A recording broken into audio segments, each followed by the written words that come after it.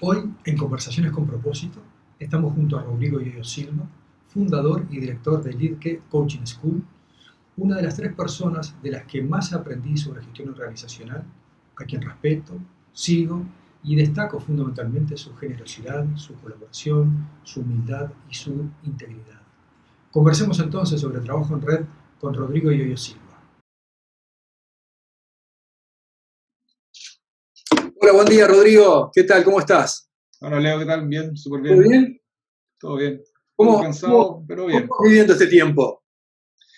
Ya más de 3 meses, un poco saturado, podría decirlo de alguna manera. Saturado y ojalá con ganas de que algo ocurra, que podamos al menos poder empezar a salir. Wow. Si te pidiera que te presentaras, ¿quién eres y a qué te dedicas? Ya. Hoy día cuando me hacen esa pregunta, yo respondo que yo soy el padre de Dante. Dante es un niño que tiene 4 años. Fui papá ya viejo, a los 41 años, y lo pongo en primer lugar porque desde que se nació me cambió la vida, por lo tanto tuve que rediseñarla. Entonces parto diciendo que soy el padre de Dante. Y en segundo lugar, soy un personaje, creo yo, que defiende y valora la libertad. Y la libertad en el sentido de entender que cada persona, cada ser humano tiene la libertad, para la redundancia, de poder descubrir qué es lo que define por éxito y cuál es su propio éxito. Y desde ese espacio, yo digo que soy una semilla para ayudar a que las personas y las organizaciones encuentren dicho éxito. Ok, muy bien. Y hoy estamos acá para conversar de trabajo en red. Sí. Partamos por el principio. ¿Qué significa para ti entonces trabajo en red? Mira, el trabajo en red para mí significa, es un conjunto de normas y distinciones que hacen que la forma de relacionarse ya no es jerárquica. Eh, Puede que esté en la jerarquía como una, no sé, como una especie como de nube, pero ya no es como el patrón a seguir. Es más bien la red, esta cosa más bien horizontal, la que construye una nueva estructura, ya sea de un equipo o de una organización. La propia red y no el líder, ¿correcto? Exactamente, exactamente. Y lo interesante de eso es que para mí es que la red, como red, contiene a todos sus miembros, y no cae toda la responsabilidad y el peso en una sola persona, que el paradigma antiguo donde el líder como que se hacía cargo de todo y se echa el buque encima y vamos para adelante. Acá no, acá nos distribuimos tareas y responsabilidades con un propósito de mayor a una sola persona, sino que a la red. Perfecto. ¿Y cuáles son los beneficios que has observado del trabajo en red entonces? Bueno, por un lado, lo que te contaba recién, que la responsabilidad se distribuye de acuerdo a la distintas competencias y habilidades de las personas y de las tareas y propósitos que haya que llevar a cabo. Y de añadidura, se vuelve mucho más eficiente no solamente en términos de productivos, sino que también en términos de gestión de tiempo. Eh, el trabajar en red permite que un equipo, o más bien una persona, pueda trabajar en distintos equipos en simultáneo y cumplir distintos roles en estos distintos equipos que van formando esta red.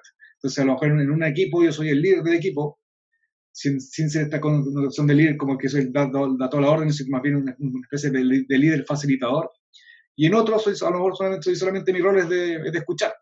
Entonces, es interesante cómo, dependiendo del equipo, como decía recién, que van uniendo estos puntos para crear la red, va permitiendo que también las competencias y las habilidades de las personas vayan creciendo. Entonces, que el día de mañana yo ya tenga la habilidad y las competencias para ser líder, para ser escuchador, para ser facilitador, etc.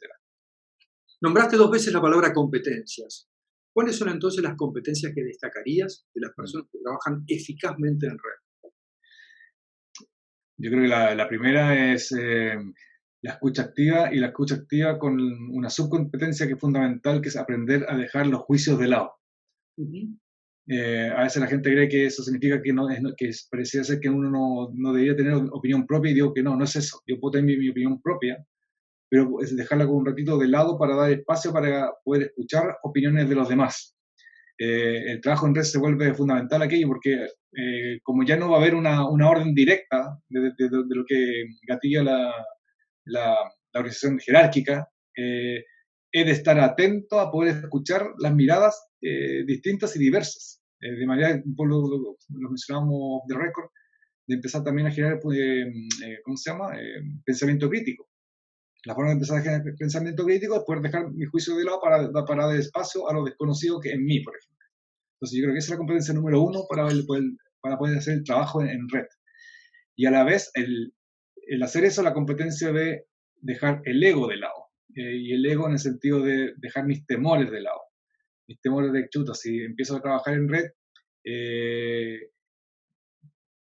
que casi como de mi identidad como profesional se va a ver perjudicada, dado que ahora ya no soy el que da todas las órdenes, por ejemplo, sino que más bien lo que antes estaba todo como en mí como responsabilidad se diluye en varios, y por lo tanto como que pareciera ser que me dejo como de lado, ya no soy el más importante. Entonces son como las dos competencias para mí esenciales en este espacio. ¿Te parece si nos detenemos un segundo en la principal que destacabas, que es la escucha? ¿Qué es realmente la escucha? En definitiva, ayer estaba chateando con unos amigos acerca de un pequeño emprendimiento, ¿sí?, que está iniciando uno de ellos, y digamos que A es el del emprendimiento y B es al que se le solicitó ayuda. Entonces A le pide a B que le haga unas fotos para Instagram, ¿sí? Se las hizo, se las manda, pero A no las subió, ¿sí? Entonces, este tipo no me escucha. ¿La escucha tiene que ver con que yo tengo que hacer lo que tú me dices que tengo que hacer? ¿O realmente de qué se trata? No, eso no es como la escucha que yo mencionaba recién. Si buscamos escuchar en Google, vamos a encontrar infinitas definiciones. Yo particularmente me quedo con una visión de Otto Scharmer de MIT, que un poco parte con lo que yo decía hace un rato. La verdadera escucha activa tiene tres niveles. El primero es abrir la mente. Y abrir la mente implica dejar los juicios de lado, dejar mi forma de pensar y observar la vida de lado en stand-by por un momento, para dar espacio para poder tener nuevas posibilidades u opiniones. Estoy pensando en el caso que tú me estás diciendo, donde este A le pide algo a B, el mismo A puede ser que no esté escuchando la conversación de lo que este amigo que le pasa a ofrecer le esté ofreciendo, y a la vez B tampoco puede ser que esté escuchando a partir de una mirada distinta de lo que A le está queriendo solicitar. Eso ocurre cuando efectivamente nos centramos en lo que nosotros creemos cómo debería ser en este caso la situación, o el pedido, o la oferta, ¿no es cierto? Y supongamos que somos capaces de hacer aquello. Entonces podemos seguir avanzando, y ahí entramos en una cosa que para mí es fundamental. Otto le llama el open heart, que es abrir el corazón. Y abrir el corazón implica en la empatía. ¿Y por qué digo que es importante? Porque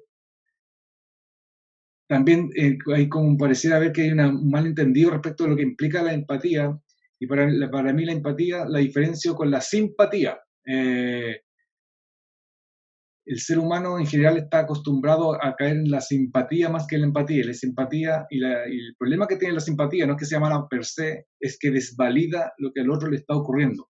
Supongamos que tú me dices, oh, Leo, ¿cómo está hoy día? No, estoy chato con el tema de la contingencia, la pandemia.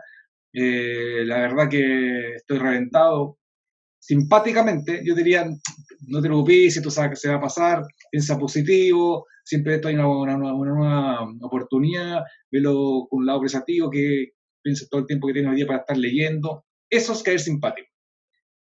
Que de cierta manera estoy desvalidando lo que a ti te está pasando emocionalmente.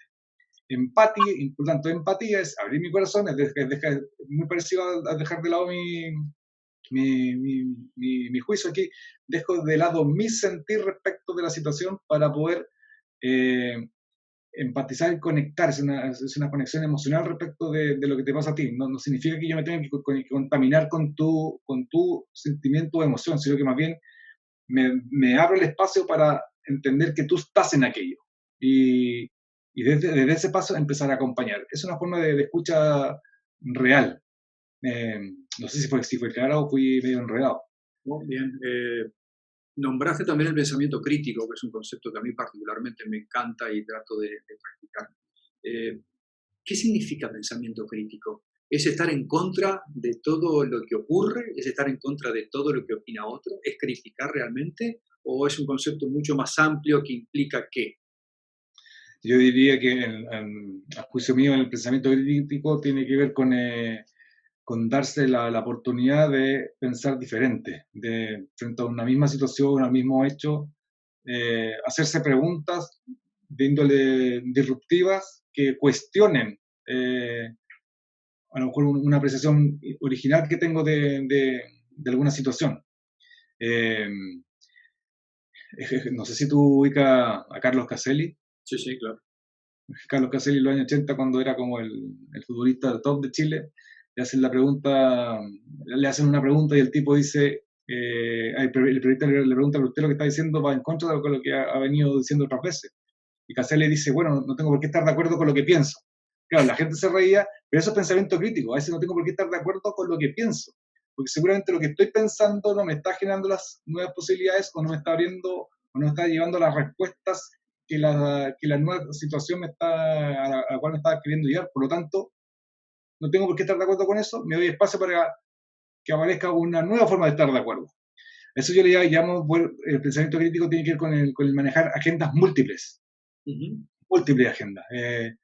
Y de nuevo, insisto, no tiene que ver con que yo particularmente no pueda tener una visión o un pensamiento concreto respecto de un algo, sino que más bien soy capaz de dejar esa agenda propia para poder tomarla de otros. Y aquí hago siempre el ejemplo de las religiones.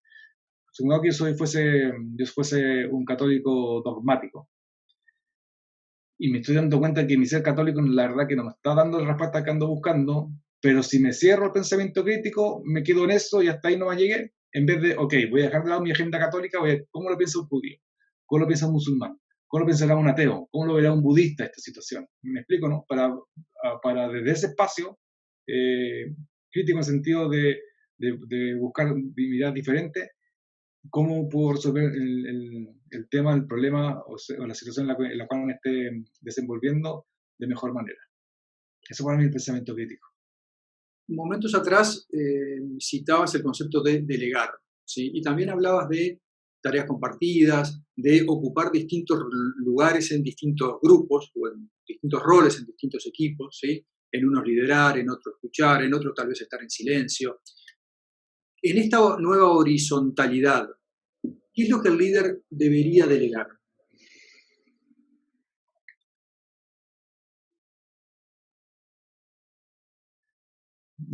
Yo digo delegar el poder el poder autoritario, el poder de ser él el que tiene las respuestas y las soluciones a los problemas que están enfrentando. Y es súper curioso curioso e importante a la vez porque los líderes que vienen con esta mirada antigua les cuesta mucho hacer eso porque no logran observar, pensando que tú me dices que están estos viejos cracks que están ahí, que no quieren adaptarse, no quieren saber nada de cambios. Efectivamente lo que ocurre ahí es que hay un temor, muchas veces oculto, que pone en tela de juicio como casi la entidad pública. Por lo tanto, es el delegar dicho poder que estoy diciendo yo es fundamental en lo que estamos conversando hoy día, que el tema de hacer una organización en base a redes. El poder de ¿cómo lo llamo? El poder de dar yo todas las indicaciones y las órdenes para que las cosas ocurran de la forma que ocurran. Delegar eso es clave y a la vez se vuelve muy difícil entre más cerrada sea en este caso el líder. Y en tu gran cantidad de consultorías que vienes realizando hace ya un par de décadas. ¿Esto es habitual en las organizaciones? Sí, sí. Y aquí yo, ¿cómo se llama? Me aferro harto a los casos chilenos, donde efectivamente donde yo más he trabajado. Sobre todo que la cultura chilena es muy de patrón de fondo. Es decir, están estas familias poderosas, ¿no es cierto? Y cómo todo eso se traslapa al mundo de las organizaciones donde el gerente general, que muchas veces en Chile que el 80% de las empresas son familiares, pues es el dueño el que da todas las órdenes, y es muy curioso de cómo las empresas, digo yo, pasan a ser un espejo de la forma de ser del dueño o del líder. Y a veces, hablando de escucha activa, hay que ser empático con ellos porque es lo que aprendieron de cierta manera. Entonces, en este proceso de llevarlos a un espacio diferente, ahí yo me he dado cuenta de los miedos, de estos miedos de dejar muchas veces de ser la persona más importante, y casi como que su ser se pierde en los potenciales resultados de llevarse a un espacio nuevo. Es casi, pero ¿dónde quedo yo en esto de empezar a trabajar de una forma de red y no de forma jerárquica? ¿Dónde quedo yo? Es como la pregunta que nace desde el miedo. Es, ¿dónde quedo yo? No sé si me explico de nuevo. Como que se pierden.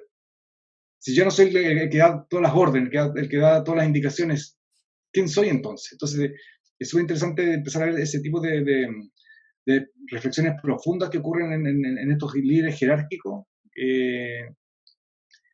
que por un lado, sinceramente, quieren entrar en un espacio distinto, muchos de ellos quieren entrar en ese tipo de espacio, pero ese temor a perderse en aquello se transforma en una tremenda barrera para poder llevar a ese tipo de cambio y de nuevos resultados. Y estos líderes de cultura jerárquica, ¿sí? Que se han transformado, ¿sí? a una gestión redárquica, ¿qué es lo que han ganado ellos? ¿En quiénes se han transformado? Se han transformado en personas más amorosas, por decirlo de alguna manera, y amorosas no en términos románticos de Walt Disney o de Hollywood, sino amorosos en el sentido de te doy espacio, equipo, organización, para que ustedes puedan ser.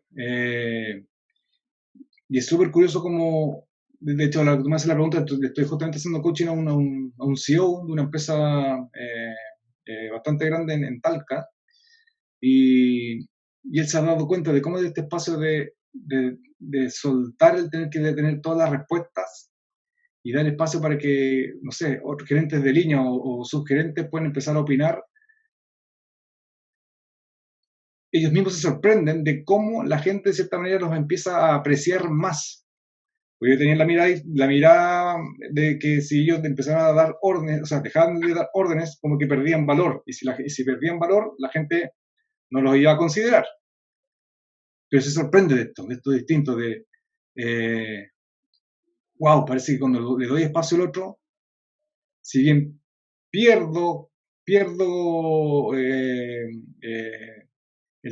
como el que yo bien, que fui yo el que di las órdenes o las indicaciones, a la vez gano mayor aprecio, y en derivado lo que ganan es una liviandad que no conocían. Y en palabras, muchos del 80% me dice, es una liviandad de poder andar más tranquilo por la vida, entendiendo que ahora el equipo o la red se está haciendo cargo de lo que antes yo me tenía que hacer cargo completo. Entonces, es como un... Eso es lo que ganan, eso es lo que ganan, es una liviandad. Y una liviandad bien entendida, no una liviandad en términos de holgazanería, por decirlo de alguna manera. Es una liviandad que me permite incluso ahora ser más estratégico aún, porque ya me tengo un espacio y el tiempo para estar pensando más allá del día a día, por ejemplo. Hablabas de estos líderes jerárquicos que creen tener todas las respuestas. Y a mí hay una frase que me gusta mucho, que una de las fuentes de errores más comunes en el gerenciamiento es el foco en tratar de encontrar las respuestas correctas en vez de hacer las preguntas adecuadas. Sí, yo creo que hacer las preguntas adecuadas, lo que nosotros llamamos preguntas poderosas, es un arte, ¿no? ¿Cuál es tu opinión acerca de la habilidad, ¿sí?, para convertirnos en grandes preguntadores? Eso también, hablando de habilidad y de competencia, también hoy día es fundamental en el mundo de las redes, porque como yo no voy a ser la persona que va a dar todas las indicaciones y las respuestas, en vez de hacer eso, he de aprender a preguntar. Y yo siempre digo que esto nace de una gran pregunta, y la pregunta es, ¿qué necesitamos? Más allá de decir ya la consigna de querer es poder, de vamos que se puede, sino más bien, ¿qué es lo que estamos necesitando? Incluso, ¿qué es lo que necesitamos para pasar de un mundo jerárquico a un mundo redárquico? ¿Qué es lo que necesitamos? Esa pregunta es súper poderosa porque la gente no la ve, pero es poderosa porque nos vuelve vulnerables, tanto a quien la declara, en este caso el líder, como al mismo equipo, porque el equipo pareciera ser que algo nos está faltando. Y lo que ocurre es que no queremos, digo yo, mostrarnos faltantes o carentes de algo. A ver, queremos mostrarnos súper llenos y capacitados. Pero como estamos en un paso distinto, pasar de un mundo de red, perdón, de un mundo jerárquico a un mundo de red, se requiere partir con dicha pregunta: ¿qué es lo que estamos necesitando? Y de ahí sale un montón de nuevas conversaciones. Que a la vez, hablando de redes, las redes son redes de conversaciones, para la redundancia. Si ya entre el mundo jerárquico ya habían redes de conversaciones, acá son exponenciales. Se está todo el rato conversando, conversando, a partir de preguntas. Entonces lo que tú haces, o más bien la apreciación que estás mencionando respecto de la importancia de hoy día de preguntar, es clave. Aquí puedo citar a una persona que se llama Bern. No me pides el apellido porque está en alemán, nunca me acuerdo del apellido. Él es el actual director de la clínica alemana. Bern se formó con nosotros en la escuela de coaching. Él se hizo solamente el programa Coaching Tools. Su norte no era ser coach, pero sí quería tener la habilidad y las competencias para ser más efectivo como líder, porque él lo ascendieron de jefe de pediatría de un día para otro a director de toda la clínica. Entonces se da cuenta, y es bonito porque se da cuenta que le faltan competencias para hacerse cargo de un monstruo, digo, un monstruo bien entendido como la clínica alemana, cuando antes solamente era el jefe de pediatría. Y él me dice: yo lo que más aprendí de la escuela fue la importancia de hacer las preguntas y de no dar las respuestas. Y me dice: Rodrigo, y no sabes cómo me liberé. Hoy día con la pregunta hago consciente y responsable a cada uno de los subdirectores de la clínica o algún jefe de algún departamento. Con la pregunta, por un lado, me permite también hacer que la otra persona se sientan importante, porque como le estoy preguntando, muchas veces le pido opiniones, la gente al recibir las opiniones se siente valorada. Entonces, él se enamoró de las preguntas. Me decía, yo en el colegio aprendí que al que premiaban era la persona que daba las respuestas. Sin embargo, aquí aprendí que la persona más valorada es aquella que hace las preguntas, obviamente las preguntas adecuadas, las preguntas que es espacio interesante de conversación. Entonces, dado lo que tú dices, es clave. Hoy es aprender a preguntar, y es algo nuevo porque no nos enseñaron a preguntar, nos enseñaron a dar respuestas. Hay una vieja frase de un comunicador argentino, Manuel Tesi, que dice que los mejores comunicadores son los mejores escuchadores, y los mejores escuchadores son los mejores preguntadores. Exactamente. La tengo acá en la cabeza permanentemente y trato de ponerla en práctica, ¿no? Y que es distinto, hablando de los comunicadores. Los periodistas hoy día son como los comunicadores, entre comillas, pero esos personajes hacen preguntas para satisfacer sus propios egos. De hecho, lo he visto muchas veces en los debates políticos, cuando están en las campañas presidenciales, donde estos comunicadores más bien hacen unas preguntas contando una historia que se les toma como 3 minutos en hacer la pregunta, que finalmente el político ni siquiera sabe lo que están preguntando, y el político responde lo que ya tenía pensado en su cabeza responder, independiente de lo que le preguntaran. Eso no es. Es como si tú, lo que tú me dices de este señor argentino, eh, son las preguntas que llevan a espacios de reflexión, que hacen que la persona quede como, chuta, sí, a ver, llegar a ese tipo de contextos emocionales. Esas son como a las preguntas a las cuales nos estamos queriendo poner foco hoy día. Sí, yo de la escuela aprendí muchas cosas, pero este tema de las preguntas en particular, ¿no? Y cómo hacer preguntas poderosas, bien simples, bien Sí, concretas. exacto, exacto. Sin, como decía yo, sin llena de argumentación y explicación, que al fin ni siquiera sabes qué es lo que te están preguntando finalmente. Exactamente. Parecen más comentarios, y volviendo a lo que Eh, parecen más comentarios, sí, estirar el micrófono para que el entrevistado responda y muchas veces no tiene idea de qué es lo que le están preguntando. En realidad no hubo pregunta. Exacto, como tú dices, simple y libre de juicio, porque cuando vienen con toda esta maramalla de comentarios y apreciaciones, está el personaje que está haciendo eso está metiendo todos sus juicios previamente a hacer la pregunta final, finalmente. Lo que hace, lo que ocurre con eso es que la otra persona la va a pensar dos veces, a ver, ¿cómo respondo lo que me están preguntando dado la cantidad de juicios? Y es un procesamiento inconsciente. Y otra cosa importante es aquella pregunta que te deja en silencio, ¿no? Sí, exacto. Escucha, qué buena pregunta que me hicieron, ¿cómo respondo esto? ¿Cómo salgo de esta situación? ¿No? La pregunta que te deja en silencio, a mi juicio, es la más poderosa, probablemente.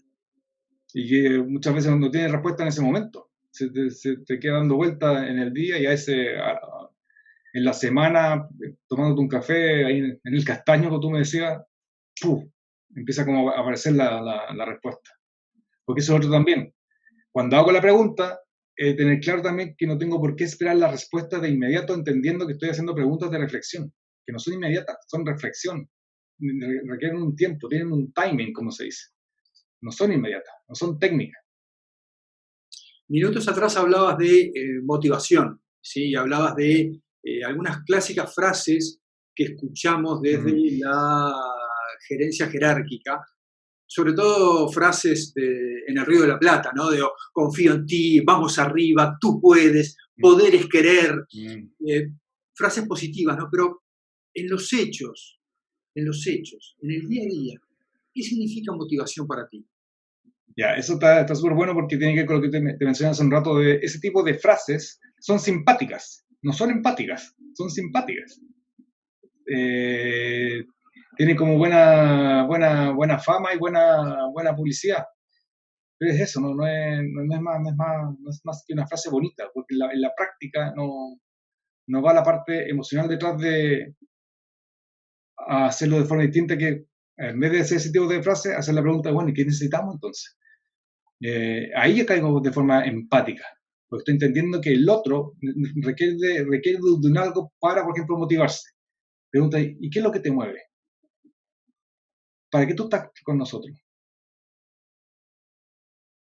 ¿Cuál es el sentido de lo que tú haces hoy día? El tipo de tarea que te estamos encomendando, ¿te llenan o no te llenan? ¿Qué tipo de tareas serían las que a ti te llenarían? ¿Para qué tú eres bueno? De eso que para lo cual tú eres bueno.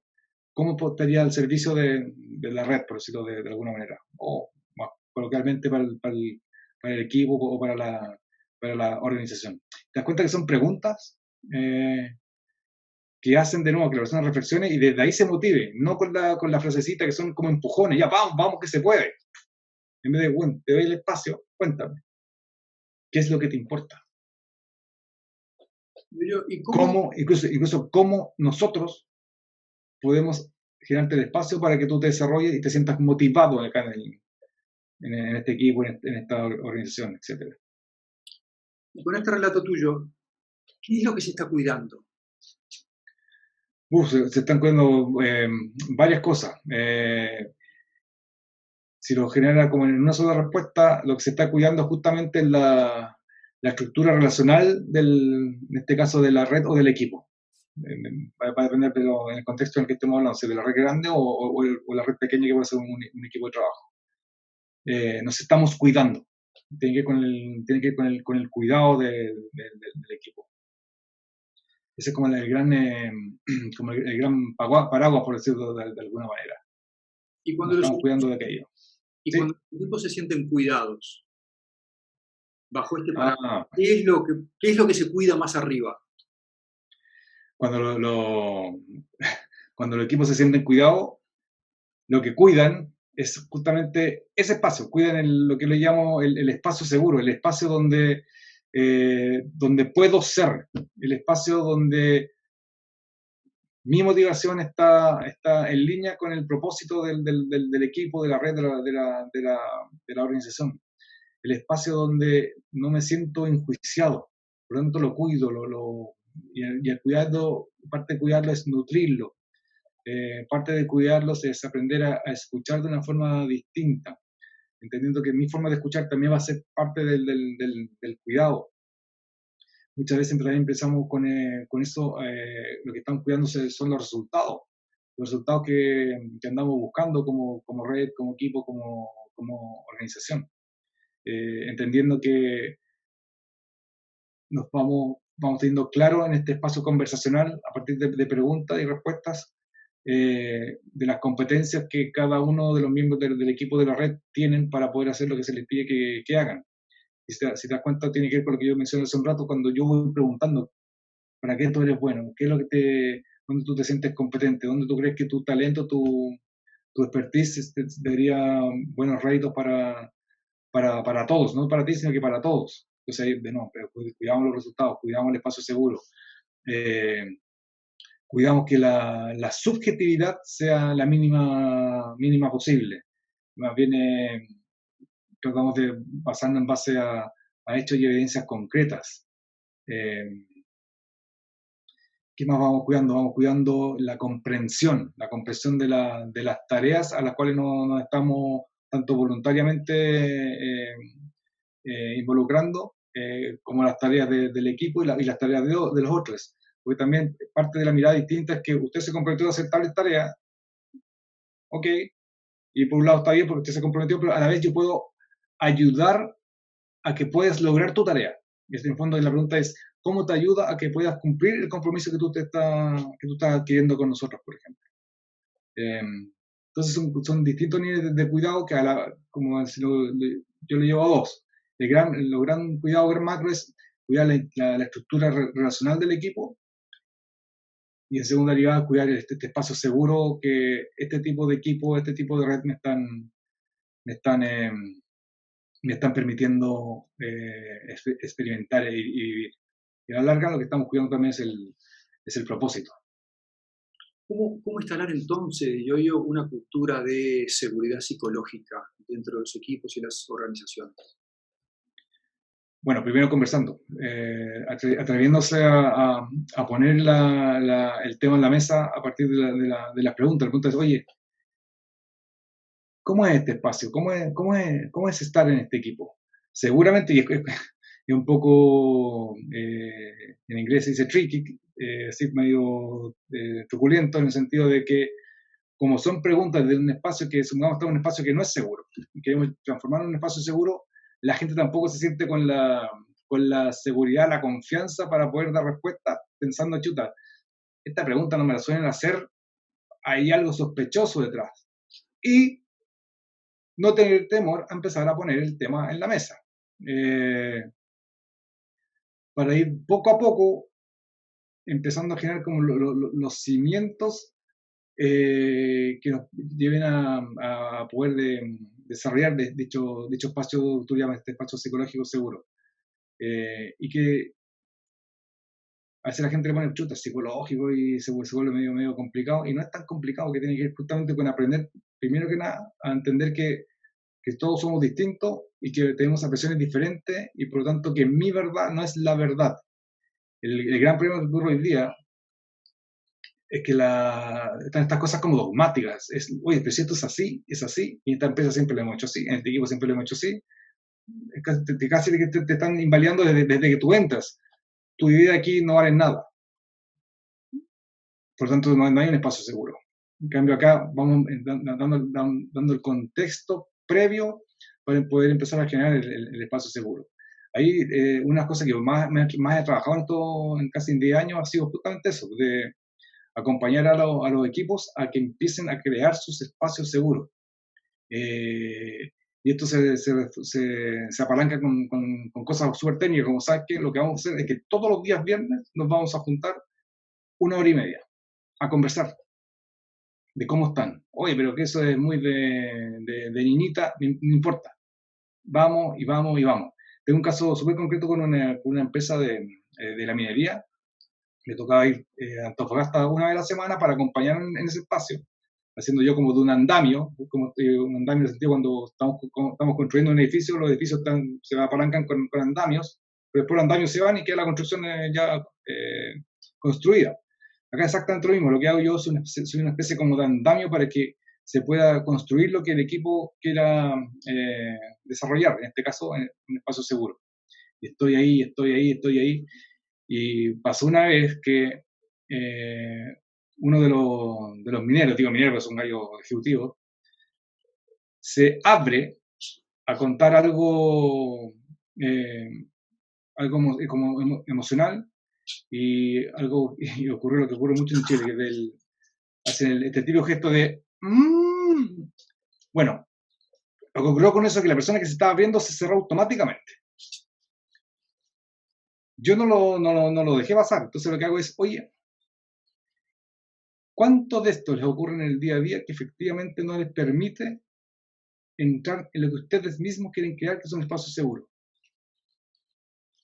Lo bonito de aquello que fue que les permitió darse cuenta de cómo su actuar de forma, lo que es este gallo sí cae como simpático, ¿no es cierto? Tirar la tallita, la broma, por la incomodidad que le generaba que un compañero se estuviese abriendo emocionalmente. Entonces, poco a poco, cuando yo pongo foco en aquello, estos mineros se empiezan poco a poco a abrir. Y lo interesante en este grupo particular es que hoy día cuando entra un ejecutivo nuevo, un profesional nuevo a esa área,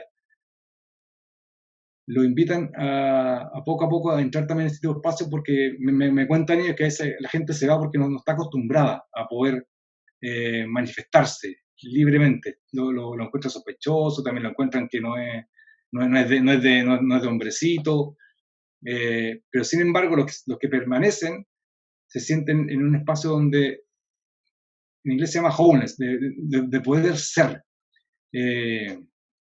y va requiriendo tiempo. Yo lo tengo claro, Leo, que no es de un día para otro, pero nace de hablando de motivación, de una motivación mayor a la tarea misma técnica de lo que implica el trabajo minero, por ejemplo.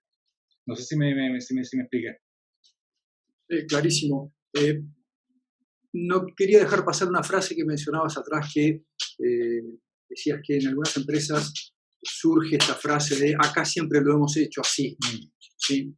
¿Qué tiene que cambiar en el lenguaje para no quedarnos pegados en la queja y en la inmovilidad y para crear un lenguaje de acción y un lenguaje de futuro? Bueno, lo que ocurre en ese espacio que ahí yo, hablando de nuevo con la emocionalidad, es esa frase nace de un estado emocional basado en la resignación, y la resignación nos lleva a un espacio de cero posibilidades. Y obviamente nos lleva a la inacción, no es que la gente no haga nada, sino que inacción de cosas nuevas, cosas que nos llevan a un espacio diferente. Entonces, de nuevo, como similar a algo que mencioné hace un rato, es empezar a hacer preguntas, bueno, y esta forma de seguir haciendo de la misma forma de siempre, ¿a qué resultado lo está llevando? ¿Le está permitiendo lograr lo que quiere lograr? Y a veces yo soy más aguja, hablando en chileno. ¿A qué le tienen miedo? ¿De qué se están protegiendo en mantenerse haciendo las cosas de la misma forma como las venía haciendo antiguamente? ¿Cuál es el terror de que lo que está diciendo Patricio, que este muchacho que está recién llegando acá al equipo o a la organización, les pueda brindar? ¿Cuál es el terror de hacerlo diferente? Entonces muchas veces lo que ocurre es que la gente está en resignación por los temores que les implica hacer algo distinto. Porque muchas veces tienen miedo de que que lo que han venido siendo antiguamente queda obsoleto, y puede ser que quede obsoleto, pero de nuevo la gente se aferra a eso, como que si los resultados fuesen ellos.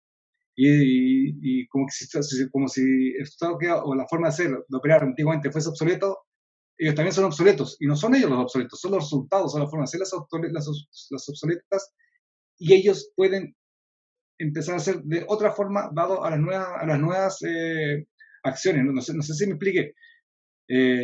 Las personas como que se aferran, creen que son los resultados, o que son su hacer, y no lo son. Entonces lo que vamos haciendo en este tipo de espacio de resignación es hacerles entender que no son ni sus haceres, sus tareas, ni sus resultados. Desprenderlos de dicho espacio. Ellos son mucho más que eso. Dado quienes son, de hecho, pueden hacer esas cosas y tienen ese tipo de resultados. Por lo tanto, es quienes pueden empezar a hacer de forma diferente para tener nuevos haceres, nuevos resultados. Y de nuevo, la gente está tan metida en esa como burbuja que no lo ve. Entonces, también, de nuevo, uno como en el caso mío, que soy consultor externo, de atreverse a incomodar. Pasa muchos colegas que no se atreven a hacer eso, de incomodar. Hay que incomodar, hay que mostrarle el lado como duda. Yo me pongo hasta un poco rudo.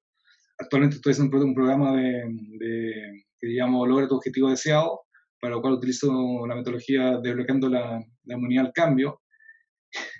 Y la última sesión, pues son 6 sesiones, son mucha gente en simultáneo. Entonces, como le voy haciendo coaching a quienes van tomando la palabra, y alguien me decía otra vez, oye, pero fuiste demasiado rudo con 2 o 3 personas. Sí, fui rudo, pero ¿y qué consiguieron? No, sí, realmente le sirvió, pero fue un poco rudo. Es que hay que hacerlo rudo. Rudo, pero cariñoso, no sé si me explico. No es que sea, si hay que ser rudo, no hay que ser cariñoso. Tú puedes ser rudo y cariñoso al mismo tiempo. Y en estas instancias, ¿qué peso tiene el feedback en estas dinámicas? Fundamental, porque el feedback es una especie de regalo. El feedback bien dado, obviamente, es un regalo para quien lo recibe, porque le estás mostrando algo que él no estaba viendo, le estás mostrando algo que él, al no estar viéndolo, no lo tenía. Por lo tanto, a eso me refiero con regalo, recibe un algo que lo puede atesorar. De hecho, cuando yo soy rudo, le estoy dando feedback de cierta manera a la gente. Y es súper curioso de cómo también el feedback, hacerlo abriendo la mente, es decir, dejando los juicios de lado, sino que mostrándole con hechos concretos lo que tú vas observando, y cómo ese tipo de cosas tiene impacto y consecuencia. Lo bonito de ese tipo de feedback es que la persona también se vuelve consciente, cómo nuestra forma de estar haciendo las cosas genera impacto. Y desde ese paso se vuelven responsables. Ok, ¿qué pueden empezar a hacer de distinto de aquí en adelante? ¿Qué están necesitando para esto que ven que pueden hacer de distinto, se puede llevar a la práctica? Entonces, de nuevo, interesante el tema del feedback, porque justamente, como decía recién, es un regalo a partir de algo que te muestro que tú no tenías, y por lo tanto ahora sí lo puedes empezar a tener. Entonces, como un regalo, yo te regalo el celular que tú no tenías, tú lo recibes y ahora lo puedes hacer propio, y verás lo que haces con él. Nos quedan 3 preguntas. ¿El líder debe intervenir y solucionar todos los conflictos y todos los problemas que se generan dentro de un equipo de trabajo? Esa es la mirada antigua, es la mirada que estamos tratando de, ¿no es cierto?, la que conversamos, y que estamos tratando de empezar a que la gente se mueva hacia ese espacio. De nuevo, el líder no tiene que hacer eso, y de nuevo, esa es una de las grandes ganancias que tiene él como líder. Ahí me encanta contar el ejemplo de la NBA, donde Phil Jackson, que es el técnico de los Chicago Bulls, hay un periodo de tiempo donde se va Michael Jordan, y el equipo, por un lado, queda con una pata bastante coja sin Michael, y sin embargo pareciera ser que ahí Scottie Pippen se hace como el adulto líder del nuevo equipo. Bueno, están en las semifinales si mal no recuerdo, con los de Nueva York, con los Knicks de Nueva York. Tienen la última jugada, y Phil Jackson les dice, miren, lo que vamos a hacer es que, no me acuerdo el nombre de quien tenía que anotar, supongamos que Harrison. Ya, Harrison vamos a hacer la jugada B y Harrison es el que anota. Y Pippen dice, oye, yo soy la nueva estrella, yo voy a anotar. No, no, no. Esto es un tema de equipo, el equipo es el que anota, por lo tanto Harrison vamos a aplicar la jugada que hemos jugado, que hemos practicado. Harrison anota. Cuento corto, Pippen se enoja, no se sale de la cancha, por lo tanto en vez de ir 5 jugadores, entran solamente 4, hacen la jugada, anotan, están un punto abajo y al anotar pasan por 2 puntos y ganan el partido. Dice la gente que, wow, claro, se genera esta tensión, ¿no es cierto?, de chuta. Increíble, Pippen abandonó el equipo. Lo que hace el equipo es que se siente abandonado por Pippen. Por lo tanto, la gente dice, chuta, ¿qué irá a pasar acá? Y muchas veces creen, como se ganó el partido, como que eso se resuelve, pero eso no resuelve el tema. Y lo que hace magistralmente Jackson es que el tipo no se involucra, porque se da cuenta que el problema es del equipo. Entra en el camarín y él les dice, ustedes tienen un problema, resuélvanlo, ¡pup! Y lo encierra. Y no salen de aquí hasta que lo hayan resuelto. Cuenta años después Jackson que él dice, si yo me involucro, me hago cargo de algo que no era 100% mío. Había algo en la relación de ellos como equipo que no estaba funcionando. Efectivamente, yo con mi rol de líder es hacer que eso se ponga en la mesa. Pero no soy yo el llamado a resolverlo todo. ¿Me explico, no? Entonces, de nuevo, la importancia de yo como líder me libero de ciertas responsabilidades que no me competen a mí. Más bien, mi responsabilidad en ese tipo de pasos es de facilitar que las responsabilidades de los demás se lleven a cabo. Y facilito el espacio para que eso ocurra. Identificar en definitiva la verdadera naturaleza de ese conflicto, ¿no? Exactamente. Sí, exactamente. Y hoy, ya que entramos en los ejemplos deportivos, a mí me encanta ver jugar a Messi, ¿no? Y me encanta cuando Messi está parado en la mitad de la cancha y que parece que no está dentro del juego. Sin embargo, mi opinión es que el tipo está con los ojos así, permanentemente observando qué es lo que está pasando y tiene una mirada, a mi juicio, de 360 grados. Él sabe qué es lo que está pasando hacia donde están mirando sus ojos y sabe qué es lo que está pasando atrás. Y con eso saca una ventaja extraordinaria. El tipo no está parado no haciendo nada, está parado mapeando. ¿Sí? Correcto. Y sí. sabe si le llega la pelota, dónde están las oportunidades para habilitar a sus compañeros o para enfrentar una jugada del mismo. ¿Qué es lo que podemos aprender como líderes y qué es lo que podemos aprender como equipo de esta forma de mapear que tiene Messi? Ese es un súper buen ejemplo porque me estabas contando lo de Messi, me imaginaba, no sé, la película Matrix, donde el personaje puede ver la Matrix desde afuera y no desde adentro. Si nos vamos a un tema más concreto, a eso yo le llamo subirse al balcón, es decir, me salgo de la acción misma para poder tener como la mirada macro, el gran panorama, en inglés le llaman tener un big picture, de manera que igual con lo que tú dices, que lo que hace Messi es observar todo el panorama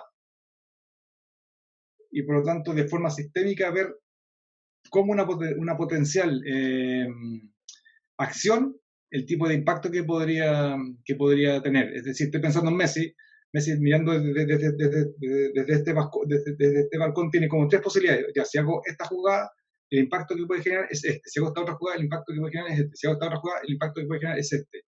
Rápidamente, yo creo que la jugada 2 es la más apropiada, y la hace. Y después se vuelve a extrapolar y ver el impacto que finalmente tuvo dicha acción. En fondo, es esta capacidad de estar iterando entre subir y bajar continuamente para ir llevando o haciendo que lo que queremos vaya ocurriendo y no estar metido en la acción, que lo que también hablando de los líderes hoy día se meten tanto en la acción, están tan operativos que dejan de ser estratégicos. Entonces, yo lo mencioné hace un rato también. Cuando me libero del ego, hago que la gente haga cosas que antes yo como líder creía, una creencia también que yo debía estar desarrollando, ahora tengo el espacio para pensar desde el balcón, de ser más estratégico. La mirada del balcón es justamente una mirada estratégica, es estar observando todo el abanico de posibilidades que podríamos tener al mirar desde arriba y no desde el metro cuadrado.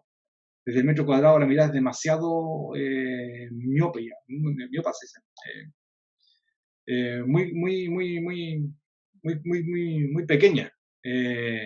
Por tanto, lo que puedo hacer es muy acotado. En cambio, desde este balcón es muy diferente. Por eso me encanta el ejemplo que tú pones de Messi, porque efectivamente es lo que hace la diferencia entre él y otro jugador. La gran mayoría de los jugadores está en el hacer, está como cumpliendo lo que le toca.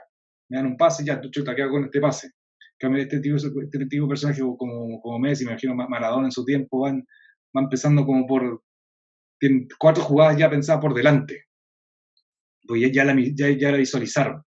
Entonces, saben qué hacer, no sé, me acuerdo de Pelé cuando el niño del 70 le tira la pelota sin saber quién venía por detrás. Ya lo vi, el tipo ya lo vio, ya sabía. Me acuerdo de un periodista le dice, oye, tú tienes ojo en la nuca. El tipo ya lo había visto hace rato.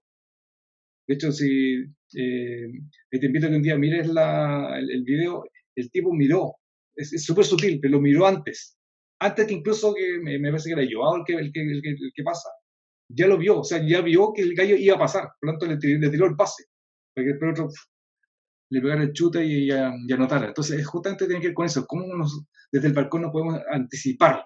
Y esto es súper interesante porque hablando del tema de la pandemia y los líderes, a los líderes se les perdona que, por ejemplo, no hayan anticipado la pandemia, que es algo totalmente distinto.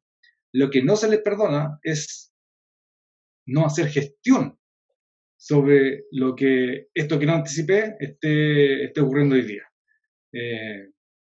Y la medida que soy capaz de extrapolarme, puedo empezar a gestionar este hecho de una mejor manera. En la medida que estoy en redes, puedo gestionar, por ejemplo, el tema de la pandemia de mejor manera. Hoy día la parte jerárquica no funciona. No funciona, porque de hecho el tema que hoy día la mayoría de las empresas hoy día tienen con un teletrabajo que no es el más óptimo dado la contingencia, que están con los hijos en la casa y no tienen ayuda externa que suelen ser las empleadas domésticas, por ejemplo. Se lleva un espacio donde efectivamente la red se vuelve fundamental, el apoyo entre pares, el apoyo entre jefatura y colaboradores, el apoyo entre proveedores y clientes. Por lo tanto, eso también lo bonito de esto es que nos empieza a mostrar la importancia de empezar a desenvolvernos desde este nuevo espacio, que es una red que, como dije al principio, nos contiene a todos. Lo jerárquico no nos contiene, más bien estamos colgados, acá nos contiene. Y cuando algo nos contiene podemos estar tranquilos. En cambio, cuando algo me tengo que sostener algo, estoy generando una energía extra a lo que he de hacer como de forma concreta para lo cual estoy trabajando, por ejemplo. En cambio, la red me permite, al estar sostenido, de desenvolverme de forma más liviana, más eficiente, más suelta. Por lo tanto, puedo fluir sin tener esta tensión de tener que estar sosteniéndome y preocupándome de que no vaya a perder mi trabajo, que no me vaya a caer, etc. Esa es la gracia finalmente de la red. ¿Cómo se relaciona esto con los resultados? Me parece que lo mencionaba al principio, que los resultados se consiguen de forma mucho más inmediata, más rápida. Porque como estamos fluyendo más eficientemente, llegamos más rápido a la meta, por lo tanto incluso podemos tener resultados mucho más desafiantes, mucho mayores. Yo, estamos en el tiempo comprometido, así que la última pregunta es, ¿qué te motivó a tener esta conversación? ¿Qué motivo? Por un lado me motiva mucho hablar contigo, me motiva las ganas que tú tienes de hacer cosas distintas, que hablando con el tema de la resignación, me motiva en ver en ti una persona que está queriendo ser una especie, como decía, de semilla para que quienes trabajan contigo se puedan salir también de ese contexto. Y al mismo tiempo estar siendo una semilla para que en Día Nova empiecen a generar este nuevo escenario basado en redes. Entonces, lo que me motiva es cómo desde lo que yo pueda aportar te pueda apoyar en ese camino.